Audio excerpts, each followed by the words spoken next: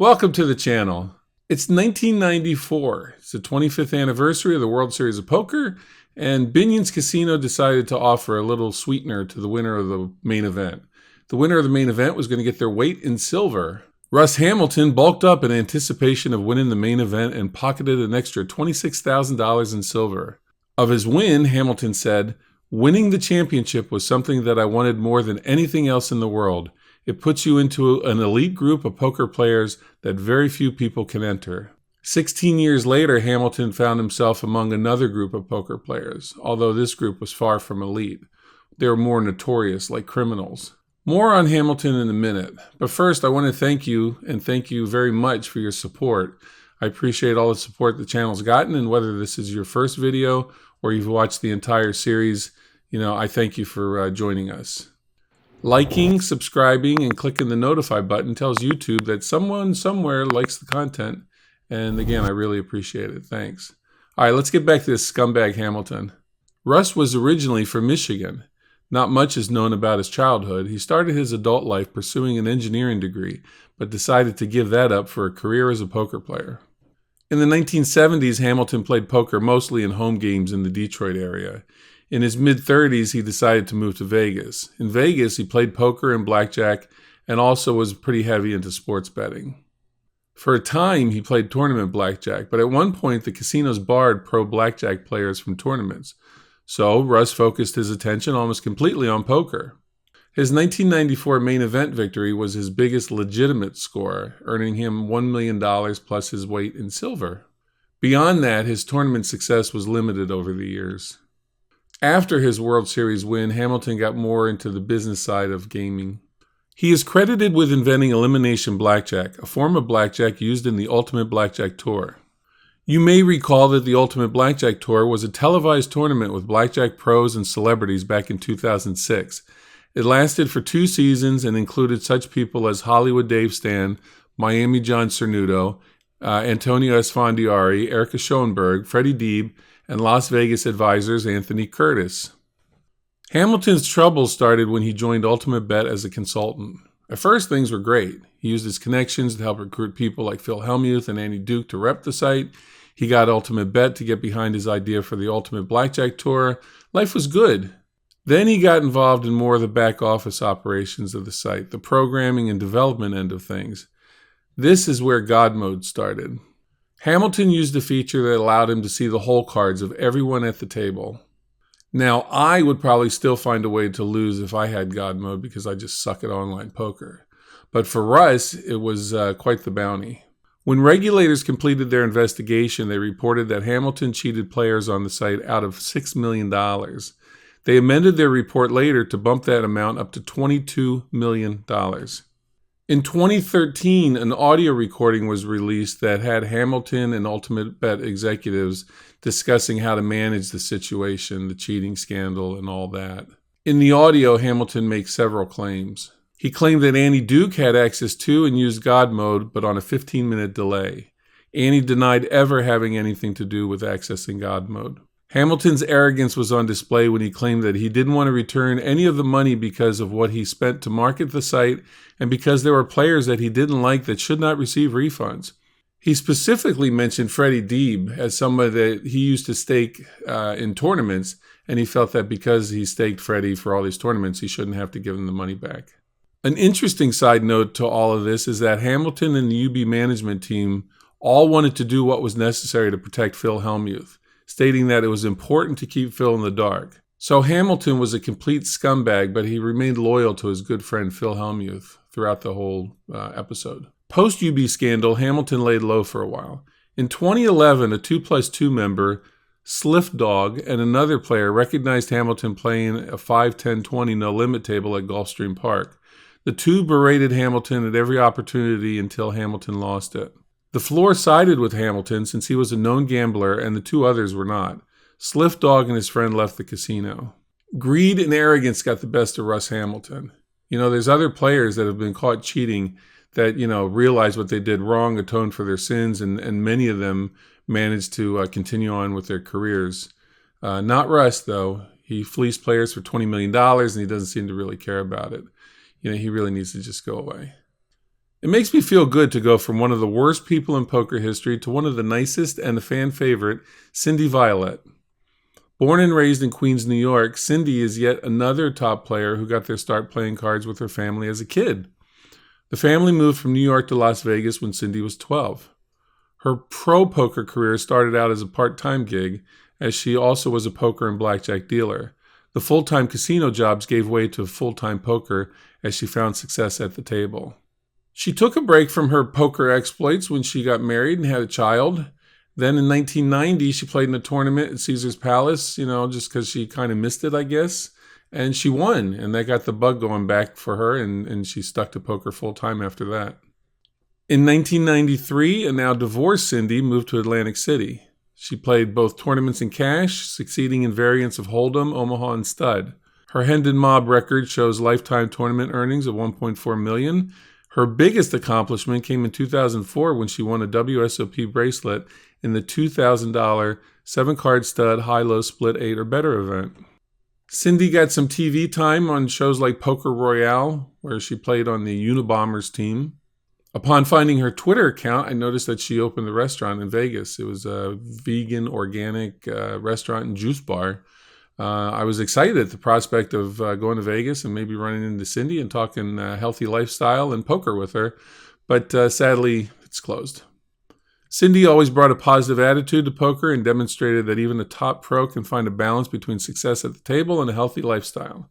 I hope she does well in whatever she does next. Yes, he's going all in, and Chan has him. Johnny Chan, the master. Johnny Chan. What surprises me about Chan is the reception he gets. While some players are universally admired, there are a lot of people who try to diminish Johnny's accomplishments. I would not be one of those. Johnny has had a long, distinguished career, and his record speaks for itself. Johnny was born on June 10th, 1957 in China. In 1962, his family moved to Hong Kong, and then in 1968, they moved to the United States. First, they lived in Phoenix, and then they moved on to Houston, where his family owned restaurants. Johnny was slated to follow in the family tradition and went to college for hotel and restaurant management, but gave that up for a new major, gambling. A regular story you hear about Johnny is that he went to Vegas before his 21st birthday and turned $500 into $20,000 in one day playing cards. He then lost the 20 large the next day. Chan has 10 World Series of Poker bracelets. Most notably, he won the main event in consecutive years. He won in 1987 and 1988. And he could have three-peated in 1989 had it not been for this young unknown player named Phil Hellmuth who won. Fun fact, Chan's nickname, the Orient Express, was given to him by Bob Stupak. In 1981, Chan won the American Cup poker tournament that Stupak organized, and he defeated the final table of 9 players in less than an hour, hence the nickname Orient Express. The Hendon Mob has Johnny's tournament earnings at just under $9 million. Chan attached his name to the former Houston poker room called 52 Social and rebranded it as Johnny Chan's 88 Social Poker Club. For a short time, the name association worked. The room did great. There's a healthy appetite for poker in Texas, and people wanted to play in Johnny Chan's poker room. But then accusations of money laundering, financial mismanagement, and an inability to cover cashing in all the chips that players held popped up along with questions about what Chan's ownership stake was. The result was that the room was temporarily shut down, then it was reopened, then it was permanently shut down. And now it exists as the 101 Poker Club in Houston, Texas. Chan may be reluctant to get back into business with anyone again, but we certainly hope that the Hall of Famer comes back to the table soon. Sam Grizzle was best known to poker TV viewers as the old man who mixed it up with Phil Hellmuth on ESPN. For many poker players who played against Sam, including myself, he was really little more than an irritating, obnoxious degenerate.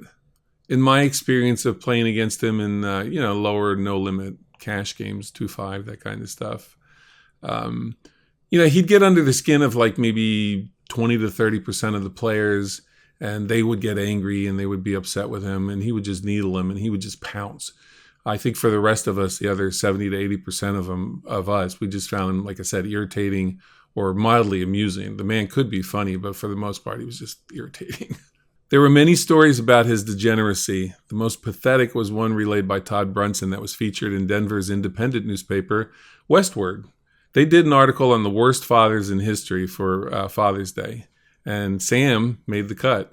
Sam had a newborn baby at home, and he was $20,000 in debt. He begged Todd for a loan so he could go play poker and, keep the family from being evicted and all the money trouble stuff he had. Well, Sam won. He won $50,000, but unfortunately, Sam got drunk and he pissed it all away. Father of the Year. What Sam is well known for is his encounters with Phil Hellmuth. One of these encounters was off camera when Sam and Phil came to blows. Well, as the story goes, it came down to one blow. Sam and Phil got into an argument. They decided to take it outside. Sam either walloped Phil or decked him or whatever, laid him out with one punch. And Phil's a big guy. Sam's not a big guy, but Phil is a big guy. So it had to be either a sucker punch or just a damn good shot. But as we've seen, Phil pretty much destroyed Sam at life. We've seen what Phil has done.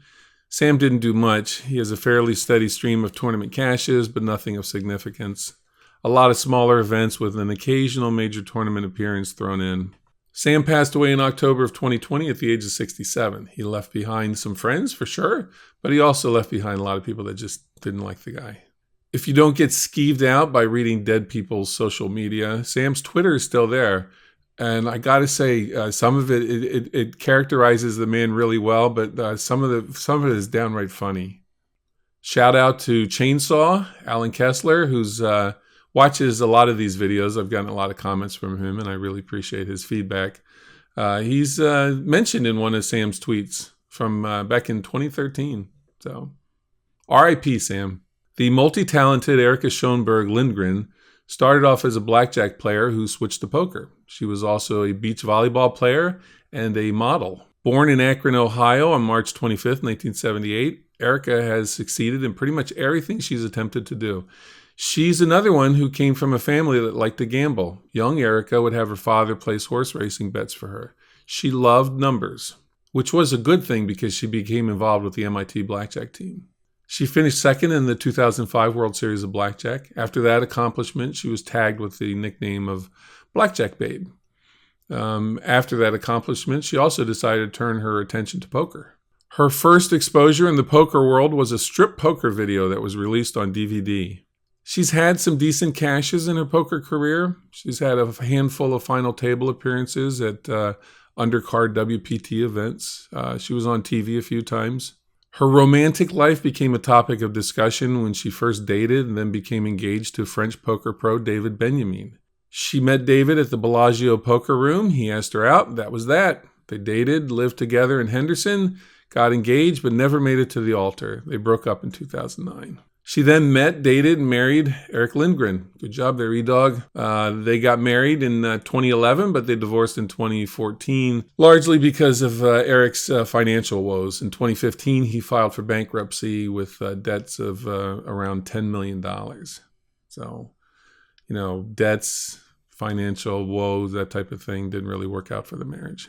Erica's last activity on Hendon Mob was several WSOP online events in 2020. She has an active Twitter, and like many former poker pros, she's found her way into the crypto space. So check out her Twitter. Oh, and I saved this for last because I know many of you will disappear after you hear this, but Erica's strip poker video, it's on YouTube. Link in the description. But click, like, and subscribe, all that before you leave. Enjoy the video. There you go. That was episode Lucky 7. I hope you enjoyed it. Episode 8 is already in production, so hopefully it'll be out soon. And I'll catch you on the next one.